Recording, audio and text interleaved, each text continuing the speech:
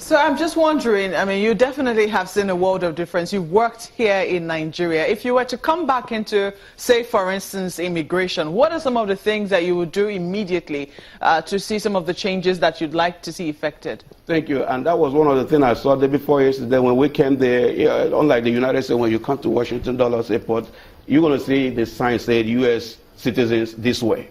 So I was happy when I came there. I saw Nigerian green passport, come this way. I already have my visa on my U.S. passport, but you know what? I said, let me enjoy this benefit. And I walked in there, frankly, they recognized me, some of them said, oh, you used to work with immigration. She happens to be an able lady. So I see the change in immigration, first of all. And another one, when I was in immigration, we were told that we are the first impression. As an immigration officer, you're standing at the port. So having all our uniform men and women dressed fantastic is number one thing. And also the customer service, which I believe we are getting it now compared to when I came here last and what I hear from people. I think immigration is improving, custom is improving, quarantine, all of them. No more touting of asking you do this for me. Nobody asks you $1. Rather, they welcome you, they even serve you, they pull your bags and so on. Try to direct people. So that's what we want to hear. I mean, Nigerian coming in now, you feel that you are in your home. This is your way. Nigerians came out first, because in the U.S., that's what happened. You're happy you have your blue passport as a U.S. citizen.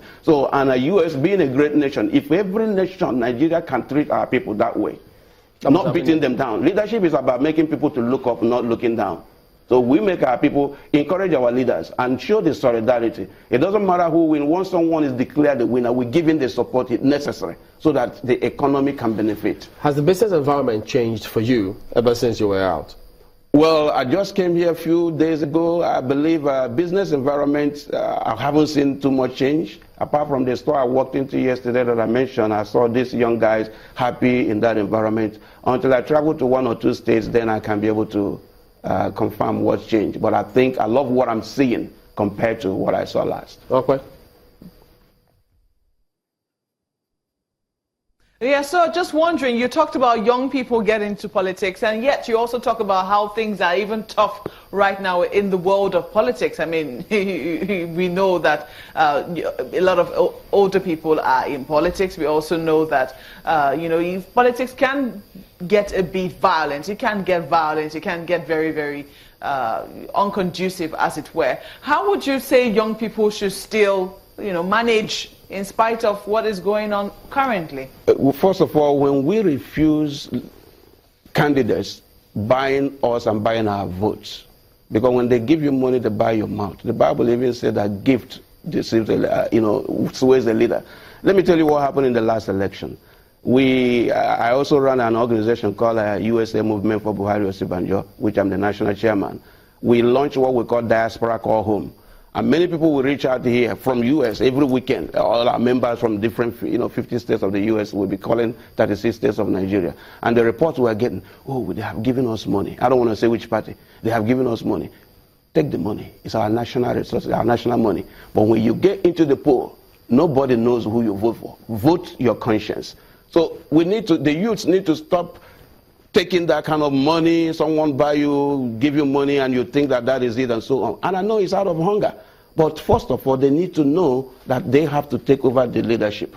The old people cannot continue to be there, having Godfather. So the young people had to get involved. I used to have that kind of mindset, even in the U.S. My business was growing very well, but at a point, I didn't want to get into politics. But I saw the need to have our people, African community, being relevant there, and also for us to participate, because you can't say you run away from politics, because politics defines most of the things we do.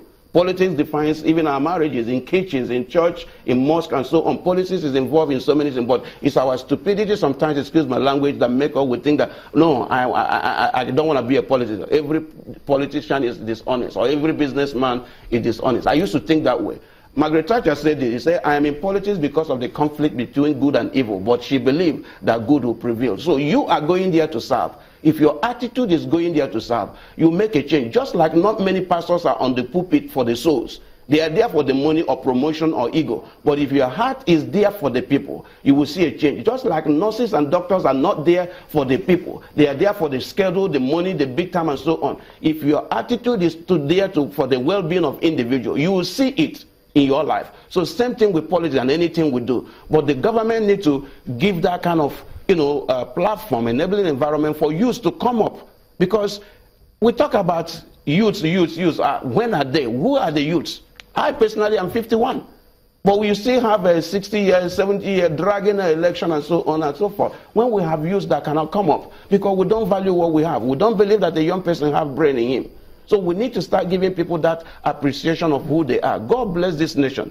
We are fantastic people, more than anybody I can see on this face of the earth. I've been to Europe. Most Nigerians will say, for the party you gave your support to in the last dispensation, one wonders why we still haven't actually seen some kind of sporadic change towards what it was before. Aren't you disappointed? It's not about party. Yeah, we can be disappointed as much as we know, but it's not about party. It's about the change. It's about the community. One of my pastors used to say this when someone asked it, "Sir, you preach this message before." He said, "I will continue to preach it until you change."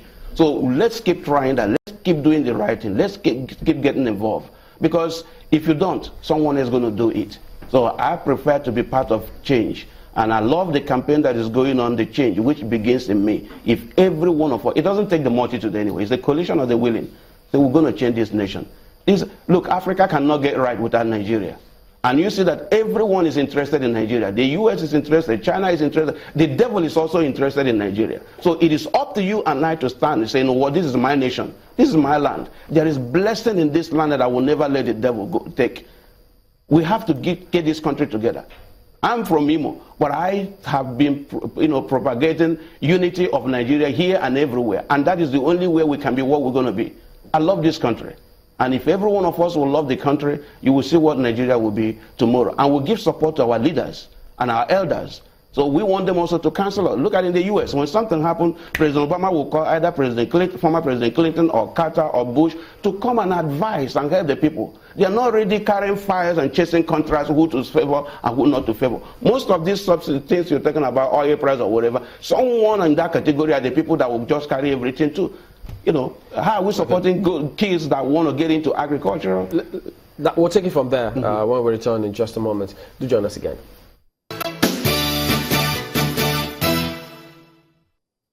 Welcome back. I mean, you were talking about how do we support local businesses, but you have people who will say they've looked to see if there's any government policy that will perhaps encourage them to get a certain percentage of vehicles assembled here in Nigeria. They say they are yet to see that. They talked about them saying the worst is over, but banks are still having this very high double-digit interest rates. And so they say, yes, talk is on the one hand, but action is way below what the actions that they expect.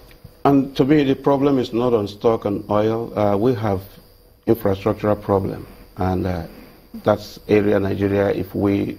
What about policies to ensure that local products or local businesses are protected against the foreign ones? That is fantastic. But first of all, look at power. And no matter what, Nigeria is still what it is. The change we're talking about, if we can get energy taken care of, then Nigeria will be fantastic. So change can begin from there? Yes, the change can begin from there. Because you know what, there is nothing working in Nigeria without power.